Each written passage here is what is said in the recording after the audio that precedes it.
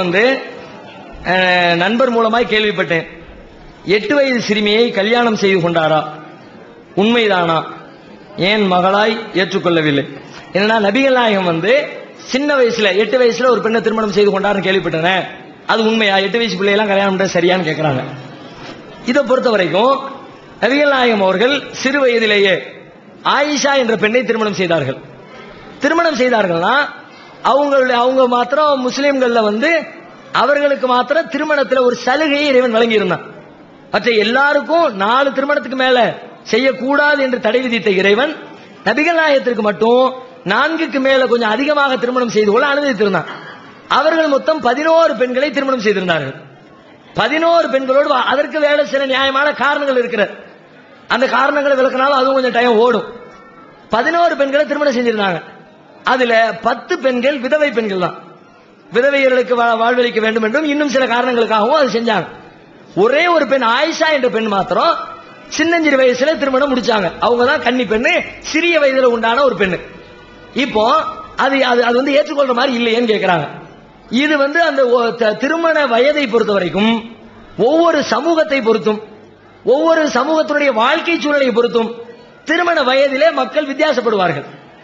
இன்னைக்கு நாம வாழக்கூடிய காலகட்டத்தில் நம்ம நாட்டில் எடுத்துக்கோமே, ஒரு 20 வருஷத்துக்கு முன்னாடி பெண்களுடைய திருமண வயது என்ன? 10 வருஷத்துக்கு முன்னாடி இருங்களேன். 10 வருஷத்துக்கு முன்னாடி பெண்களின் திருமண வயது என்று சமூகத்தில் மட்டும் இல்ல, மொத்த தேசத்தினுடைய சட்டத்தில் எழுதப்பட்ட வயசு என்ன? 18 தான் திருமண வயசு. ஆனா இன்னைக்கு என்ன? இன்னைக்கு 21. ஆட்டோல எழுதி வச்சிருக்காங்களே, பெண்ணுக்கு திருமண வயசு 21 எழுதி வச்சிருக்காங்க. சட்டத்தை மாத்தி விட்டாங்க. 10 வருஷத்துக்கு முன்னாடி நம்ம தேசம் என்ன மனநிலையில் இருந்துச்சோ அந்த மனோநிலையில் இன்றைக்கு இல்லை. ஒவ்வொரு நாட்டுக்கு நாடு வேறுபடும். 15 வயதில் திருமணம் முடிக்கிறவர்கள் இருக்கிறார்கள், 25 வயதில் திருமணம் முடிக்கிறவர்கள் இருக்கிறார்கள். சமுதாயத்திற்கு சமுதாயம் கூட வேறுபடும். 40 வயதில் திருமணம் முடிக்கிற சமுதாயம் நம்ம நாட்டில் இருக்குது. 35 வயசு, 40 வயசு. 40 வயசுனா முடிஞ்சு போச்சு, முக்கா கிணறு தாண்டிட்டாரு, கலவனா போயிட்டாரு.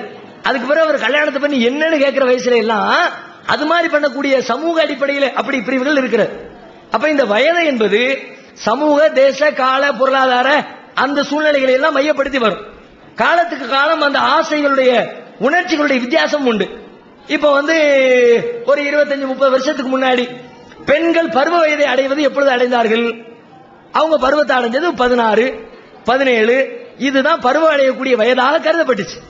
இன்னைக்கு என்ன? 11 வயசுக்குள்ள பருவத்துக்கு வந்துருச்சு. ஏன்னா சாப்பாடு, சூழ்நிலை எல்லாம் தீர்மானிக்கும். ஒரு பிரச்சனை மட்டும் இல்ல, உணவு, சூழ்நிலை, கலாச்சாரம் எல்லாம் சேர்ந்துதான் அந்த திருமணத்தின்பால் ஒருத்தனை தள்ளும். அந்த அடிப்படையில் நபிகள் நாயகம் காலத்தை பொறுத்த வரைக்கும் 1400 வருஷத்துக்கு பின்னாடி நீ யோசிக்கணும். 21ஆம் நூற்றாண்டுல இருந்து யோசிக்க கூடாது.